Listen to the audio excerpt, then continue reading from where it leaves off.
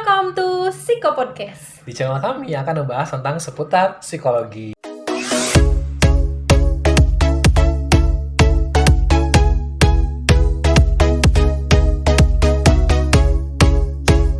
Pada episode kali ini, kita akan melanjutkan episode sebelumnya tentang proses rekrutmen. Dan sekarang kita akan bahas tentang proses interview kerja. Nah, bagaimana sih pertanyaan-pertanyaan yang diberikan oleh HR? Kemudian bagaimana sih cara menjawabnya agar teman-teman setia tahu dan juga bisa lolos dalam proses interview. Nah, mungkin di sini saya akan menampilkan di layar nih pertanyaannya apa aja. Jadi kita kan dari psikologi ya. Kita dari psikologi dan kita mempunyai kayak semacam pedoman gitu. Biasanya kalau misalkan interview itu kayak gimana sih yang baik gitu kan, karena memang ketika kita kuliah kita juga belajar ya, ada mata kuliah khusus tentang wawancara ya kayak gitu. Nah, yang pertama ini ada tentang pertanyaan persepsi diri, dan item pertanyaannya biasanya pertama, bisakah Anda menceritakan tentang diri Anda? Jadi kayak perkenalan gitu. Nah, biasanya dari Caca nih, kalau bisa perkenalan, baiknya kayak gimana sih? Ini mah hanya saran kan Iya, ya? hanya saran. Lebih ke saran kalau ketika kalian ingin memperkenalkan diri, alangkah baiknya yang pertama itu salam. Paling tidak selamat pagi, ataupun ketika kalian Islam, boleh dengan menyebutkan Assalamualaikum gitu kan. Nah, sampaikanlah perkenalan diri kalian itu dengan seksama ya. Jadi jangan sampai kalian kelihatan mikir gitu kan, kayak gitu. Nah, tapi sampaikanlah gitu secara sepercaya diri kalian gitu. Tapi jangan terlalu over percaya diri juga. Oke. Biasanya kalau misalkan perkenalan itu apa aja sih yang harus dikenalkan umumnya gitu pada dasarnya? Pada dasarnya sih kalau pertama ya pasti menyebutkan nama ya, kemudian usia kalian, itu paling penting. Mungkin setelah itu bisa alamat kalian, kemudian latar belakang pendidikan kalian itu bisa untuk diceritakan. Kemudian pengalaman organisasi kalian atau prestasi kalian itu apa aja, itu boleh untuk diceritakan. Itu sangat baik untuk jadi penilaian plus ya sebenarnya dari segi prestasi ataupun yang lainnya. Itu secara umum ya. Ya, itu hanya general secara umumnya saja. Nah, biasanya kalau misalkan untuk perkenalan diri itu durasinya berapa menit sih biasanya? Durasinya sih tidak terlalu panjang ya. Singkat namun padat gitu kan. Tapi sampaikan sejelas-jelas mungkin gitu. Ya paling lama juga 5 menit juga udah kelar. 5 menit. Oke, mungkin gitu ya tipsnya. Jadi ketika kita perkenalan ya kita harus pede ya, harus percaya diri gitu. Kemudian nih yang kedua, di pertanyaan persepsi diri, pertanyaannya adalah apa sih kelebihan dan kekurangan yang Anda miliki? Nah, gitu. Ini sangat penting banget sih ya menurut saya ketika nanti kalian memperkenalkan diri gitu, atau memberikan apa sih kelebihan kalian atau apa sih kekurangan kalian. Nah, sampaikan kelebihan kalian itu apa ya, kalian bisa apa, kalian mungkin mampu berorganisasi atau apa, itu silakan disampaikan. Nah, untuk kekurangan dikurangi untuk menampilkan hal-hal yang terlalu negatif ya, tapi kekurangan yang bisa kalian tutupi dengan kelebihan kalian. Betul. Jadi setidaknya walaupun kalian punya kekurangan, tapi bisa ditutupi dengan kelebihan kalian. Biasanya kalau ngomongin kelebihan kekurangan nih, kalau aku pribadi ya, aku sebenarnya sih ngelihatnya kan kalau kelebihan kan beda nih. Jadi kalau dari aku pribadi pengennya itu pertama ada kelebihan dari skill. Jadi dia skillnya kayak gimana sih di dunia pendidikan, seperti apa skillnya kayak gimana, kemampuan dimiliki gitu. Misalkan kayak jago komputer, jago bahasa, itu kan lebih ke skill nih, kemampuan kelebihannya. Kemudian yang kedua, kelebihan dalam segi karakter gitu loh. Misalkan kamu nih punya kelebihan apa, misalkan aku orangnya pekerja keras, orangnya itu lembut, atau misalkan kayak gimana, itu kan beda ya. Jadi nanti dijelasin aja kelebihan dari segi skill, kemudian kelebihan dari segi kepribadian gitu loh, kayak gitu. Nah, kemudian kalau kekurangan bener nih, jangan sampai kita dijelasin ya secara jelas banget kita negatifnya kayak gimana, yang ada nanti ya malah jadi gak diterima, bener gak sih? Iya gitu. Karena itu jadi nilai minus juga sih sebenarnya. Harus diceritakan apa kekurangannya, tapi harus ditutupi juga sama kalian itu dengan kelebihannya. Betul. Dan jangan misalnya nih ya, kekurangan saya itu nggak bisa nih tidur malam masih sore gitu kan. Tapi saya biasanya begadang gitu kan. Nah, dengan begadang tersebut mungkin saya dapat diterima di perusahaan bapak atau ibu di shift malam. shift. Oh iya. Betul, jadi kan itu sebenarnya ada minus, cuman kalian tutupi dengan kelebihan kalian. Dan biasanya nih Ca, orang-orang tuh pada searching loh di Google kekurangannya apa, dan kebanyakan ngomong tuh ini loh, nggak bisa bahasa Inggris, itu udah kelihatan banget ya. Atau misalkan saya boros gitu loh, kebanyakan. Jadi banyak banget nih dari calon karyawan yang saya interview tuh kekurangannya apa, saya orangnya boros, saya orangnya nggak bisa bahasa Inggris. Udah kelihatan banget itu jawaban Google ya Ca ya, kayak gitu. Jadi bisa dijelaskan kelebihan dan kekurangan memang teman-teman miliki, jangan sampai searching di Google gitu loh. Yang paham diri kita kan sebenarnya kita sendiri. Betul. Gitu. Dan yang tahu pun kita sendiri. Oke, yang kedua nih, ada tentang pertanyaan kelengkapan CV. Nah, pertanyaan itu biasanya pengalaman organisasi dan juga pengalaman bekerja. Nah, mungkin untuk pengalaman organisasi ini bagi orang-orang yang belum punya pengalaman bekerja, Ca. Kayak gitu. Kalau pengalaman bekerja, orang yang udah punya kerjaan.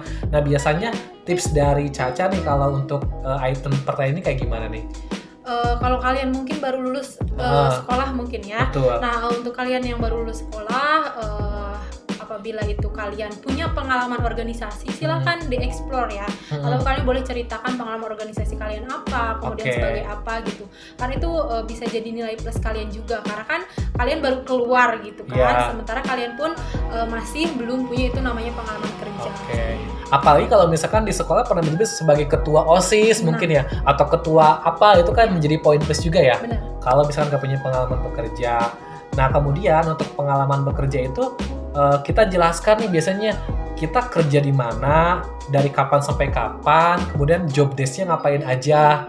Jadi kita jelasin nih, semenjak kerja kita ngapain aja sih kerjanya. Jangan sampai ketika kita bilang, oh saya pernah bekerja di sini, tapi kita nggak tahu job desk-nya kayak gimana, kerjaannya kayak gimana gitu lah. Betul nggak sih? Ya, ini tips juga mungkin ya, ketika nanti kalian ingin menyampaikan pengalaman bekerja kalian gitu. Jangan hanya menyebutkan nama perusahaannya saja ya. Silakan diceritakan kalian ditempatinnya di bagian apa, kemudian job desk kalian dari pertama kalian masuk kerja sampai kalian pulang kerja itu ngapain aja. Nah, itu harus diceritakan. Jadi jangan sampai pengalaman kerja misalnya kalian hanya menyampaikan saja nama perusahaannya tanpa kalian eksplor lebih dalam lagi gitu, atau lebih menceritakan lebih jauh lagi. Kayak gitu. Itu sih paling untuk kelengkapan CV sih nanti kebanyakan sih dieksplornya di pengalaman bekerja ya. Kalau untuk CV nanti kita cek di pengalaman bekerja aja. Yang ketiga, ini ada item tentang pertanyaan motivasi kerja. Nah, biasanya pertanyaan itu adalah apa yang Anda ketahui tentang perusahaan dan juga mengapa Anda ingin melamar ke perusahaan ini, kayak gitu. Nah, biasanya Caca gimana sih kalau misalkan menanggapi pertanyaan ini? Nah, sebenarnya ini paling penting banget ya, namanya kalian melamar pekerjaan ya, entah kemanapun itu, alangkah lebih baiknya kalian cari dulu tuh informasi tentang perusahaan tersebut. Jadi jangan sampai ketika saya tanyakan apa yang kamu ketahui tentang perusahaan ini gitu, nah kalian tidak tahu dan kalian hanya bisa bengong gitu. Sebenarnya itu udah jelas banget pasti minus ya, negatif banget ya. Jadi kalau kalian mau mengelamar pekerjaan dimanapun itu, alangkah lebih baiknya dipelajari dulu sejarahnya perusahaan itu, kemudian dia bergerak di bidang apa itu harus dipelajari sebenarnya. Dan itu gampang banget ya, Ca. Sekarang kan udah canggih ya. Kita tinggal searching aja di Google, search ini perusahaan ini bergerak di bidang apa, kita pelajari. Jadi kita tahu ketika ditanya perusahaan apa nih, oh ini loh bergerak di bidang ini, kayak gitu. Nah, kemudian mengapa sih Anda melamar ke perusahaan ini? Nah, untuk pertanyaan itu ya, untuk motivasi itu sampaikan motivasi yang berbeda dari yang lainnya. Iya, betul. Cuma jangan motivasi karena saya tulang punggung keluarga, itu sih saya rasa udah semua orang ya. Semua orang. Gitu. Nah, usahakan motivasi kerja tuh yang lebih dari itu. Oke. Gitu ya. Oke, next ya. Yang kedua nih, berikan alasan kenapa kami harus menerima Anda. Nah, untuk di pertanyaan ini, silahkan kalian sebagus-bagus mungkin ya, mungkin sampaikan gitu kan. Dari segi tadi juga kan kekurangan kelebihan gitu. Terus apa yang membuat kalian tuh berbeda nih dari pelamar yang lain. Nah, kalian tuh harus menguasai itu. Jadi kalian harus tahu diri kalian itu seperti apa gitu kan. Jadi biar membedakan dari pelamar lainnya. Sehingga si HR itu tertarik dan menerima Anda gitu kan. Oke, paham. Oke, selanjutnya nih ada pertanyaan kesesuaian jabatan atau loyalitas kerja. Jadi kayak semacam dia loyalitasnya kayak gimana sih gitu di perusahaan. Itu item pertanyaannya biasanya mengapa nih kita ngomongin pendidikan dulu ya. Mengapa Anda memilih jurusan pendidikan Anda? Jadi kan gini loh, ketika orang ngambil jurusan itu kan pasti ada latar belakang nih kayak gimana gitu. Bener. Dan itu akan melihat bagaimana sih latar belakang dia nanti di perusahaan gitu kayak gitu. Nah, biasanya Caca nih kalau misalkan menanggapi tentang item ini gimana nih? Tentang jurusan pendidikan gitu. Tentang jurusan pendidikan ya. Saya rasa sih kalau jurusan pendidikan jangan sampai kalian sampaikan ya karena terpaksa aja Bu gitu kan. Atau ngikut orang tua, atau ngikut orang sih? tua. Nah, itu jangan sampai ya seperti itu. Silahkan kalian ceritakan juga kenapa saya memilih di jurusan SMK misalnya karena apa gitu. Tapi jangan sampai kekurangannya itu diperlihatkan gitu.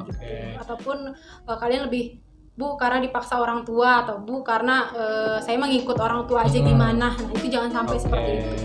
Nanti jelaskan itu ya kemampuan dia di pendidikan dia dengan kecocokan atau dengan kebutuhan di pekerjaan dia. Itu kalau memang match ya, kalau memang nyambung gitu dari pendidikannya. Misalkan pendidikan di otomotif nih, dia kerja di otomotif lebih bagus lagi karena dia itu satu jalur gitu loh, kayak gitu. Nah, kemudian pertanyaannya itu bagaimana sih cara Anda menyikapi stres kerja gitu? Kalau item itu mungkin Pak Dede dulu ya yang jelasin gitu. Menyikapi gitu ya. Nah, biasanya pengalaman aku nih dulu nih, biasanya aku nanya lebih lengkap sih kayak gini. Kalau misalkan kamu di suatu kerjaan, misalkan kamu di bagian QC contoh, nah di bagian QC terus kamu tuh ada masalah bersama, pokoknya ada masalah aja, trouble. Nah, bagaimana sih cara menyikapi kamu? Nah, nanti kamu jelasin aja nih gimana. Kebanyakan orang sih emang dia diskusi gitu loh, diskusi sama atasannya atau diskusi sama rekan kerjanya, bagaimana cara pemecahan masalahnya gitu. Jadi jangan sampai, kan banyak tuh orang yang udah stres, dia malah resign, bener gak sih? Kayak gitu. Kalau dari Caca gimana nih kalau menanggapi stres kerja? Mungkin masih sama ya seperti itu. Rata-rata emang sih alangkah lebih baiknya disampaikan ya. Diskusi itu penting ya, ataupun kalian ketika mengalami masalah atau apa, silahkan kalian bisa kasih jawaban itu kepada atasan kalian, ataupun kalian bertanya pada rekan kerja kalian. Dan ini biasanya aku juga kalau nge-interview tuh nanya nih, biasanya kamu kalau disuruh pilih, kamu lebih baik kerja di lapangan atau lebih baik kerja di kantor? Ya, gitu, saya juga kadang nanya gitu kan. Terus yang kedua, kamu lebih baik kerja fokus sendiri atau lebih baik kerja tim? Bener gak sih? Ya. Jadi kita bisa bedain nih, kalau dia ngomongnya saya mending fokus sendiri, berarti dia lebih ke anak kantoran. Kalau misalkan saya lebih saya lebih enak bareng-bareng, berarti dia maksudnya ke good team player gitu. Jadi kayak operator gitu, kayak gitu. Nah, next ya. Kita akan bahas nih ke item pertanyaan tentang masa depan. Nah, isinya itu adalah jika Anda diterima, berapa lama Anda akan bekerja di perusahaan ini? Nah, biasanya itu gimana sih tips menjawabnya? Nah, kebanyakan ya kalau ketika saya menanyakan hal tersebut itu teman-teman tuh jawabnya gimana perusahaan aja. Ya, pasti jawabannya seperti itu. Betul. Nah, itu jangan sampai ya jawab seperti itu. Alangkah lebih baiknya ketika perusahaan masih membutuhkan tenaga saya ataupun perusahaan masih membutuhkan saya akan siap sampai kapanpun itu. Alangkah lebih baiknya ketika saya sudah diterima untuk menjadi karyawan tetap, saya akan mengabdi kepada perusahaan ini. Dan kebanyakan ini saya mah gimana perusahaan aja, bener gak? Apalagi ditanya UMR, saya ikut UMR aja, bener gak sih? Nah, jadi jangan sampai iya, tapi kita harus mengeksplor diri ya, harus bisa menjawab dengan kreativitas kita sendiri gitu ya. Kemudian nih, nah ini tadi nih, berapa gaji yang Anda inginkan nih? Ini sangat seru banget nih, biasanya HR biasanya bakal nanya itu nih. Biasanya gimana cara menjawabnya kalau kayak gitu? Kalau lebih baik sih ya sesuai kriteria kalian saja gitu kan. Alangkah lebih baiknya kalian ketahui dulu nih misalnya berapa UMR daerah kalian. misalnya di Karawang gitu. Di Karawang tuh berapa sih UMR-nya? Nah, ketika ditanya seperti itu, silahkan kalian sampaikan nominalnya gitu kan. Nah, apabila kalian ditanyakan kembali kenapa kamu minta gaji dengan segitu? Karena yang saya tahu gitu, ataupun yang saya ketahui bahwa UMR di Karawang dengan perusahaan otomotif atau perusahaan retail atau dan yang lainnya itu nilainya segini. Gitu. Dia harus tahu ya. Jadi jangan sampai kalian jawab cuman sesuai UMR aja, nanti akan panjang lagi pertanyaannya. Oke, kemudian ini ada tentang screening nih. Biasanya kalau screening itu kita yang dilihatnya itu ada penampilan, kemudian gesturnya kayak gimana, kemudian komunikasinya kayak gimana, lalu ekspresi wajahnya kayak gimana nih pas interview. Ini gimana sih tips kita untuk menanggapi dari item ini nih, screening gitu? Ya, mungkin teman-teman semua juga namanya interview kerja, ya itu pasti ngalamin rasanya nervous ya. Ya betul. Kadang sampai saya lihat lihat orang yang wawancara nyampe kayak keringet dingin kayak gitu kan ya. Nah, ketika kalian mengalami hal tersebut, silahkan kalian ambil nafas dulu, kalian tenangin diri kalian dulu. Nah, ketika diri kalian tenang, ketika diri kalian rileks, maka pertanyaan yang diberikan pun itu akan lebih masuk gitu, sehingga kita tuh lebih enak gitu jawabnya, sehingga nggak banyak mikir ataupun banyak diem. Dan ini banyak nih Ca, apalagi sekarang kita nih lagi interview online ya. Ini kan kebanyakan nggak tahu ngikutin tren atau kayak gimana, itu kebanyakan aku suka gini Ca kalau interview. Mungkin yang terakhir kita akan screening nih, teman-teman bisa berdiri. Itu kebanyakan ada yang pakai color loh, kebayang nggak sih? Iya, bener nggak sih? Interview itu pakai color, ya Allah, itu udah image-nya udah negatif banget gitu, bener nggak? Penampilan itu juga sangat penting ya teman-teman. Nah, ketika misalnya kalau di perusahaan saya gitu kan, ataupun di tempat saya bekerja gitu, saya di awalnya itu sudah dikasih tahu silahkan memakai pakaian ini ataupun memakai celana ini dan sepatu ini gitu kan. Nah, ketika kalian dikasih perintah seperti itu, silahkan ditepati gitu. Itu jadi penilaian juga sebenarnya. Dan emang sih nggak semua HR akan melihat, tapi kadang kalau HR-nya iseng gitu, coba Anda berdiri, kalau teman-teman nggak siap, itu gimana kan? Benar nggak sih? Kalau pengalaman kerja saya itu postur itu dilihat. Pasti saya akan menyuruh kalian itu tuh silahkan kalian berdiri agak jauh. Silahkan agar terlihat dari ujung kaki sampai ujung kepala. Nah, itu fungsinya buat apa? Saya supaya tahu mungkin tinggi badan tinggi badan, kemudian mohon maaf juga kelengkapan tubuh gitu kan, anggota tubuh, takutnya ada cacat dan lain-lain ya. Nah seperti itu. Nah, kemudian ya lihat penampilan kalian juga. Mungkin itu ya beberapa pertanyaan dan cara menjawabnya. Nah, mungkin dari kami ini cukup hanya mengingatkan ya. Jadi jangan fokus terhadap yang kami sampaikan gitu, tapi teman-teman bisa mengekspor diri juga gitu, karena memang pada dasarnya setiap HR atau HR itu memiliki penilaiannya masing-masing gitu ya. Karena kan setiap orang itu berbeda-beda ya, jadi tidak ada yang sama gitu. Ini hanya dijadikan sebagai sharing session atau referensi kalian aja, agar lebih menambah wawasan kalian ketika nanti kalian ingin melaksanakan interview ataupun ingin melaksanakan proses seleksi kerja. Gitu.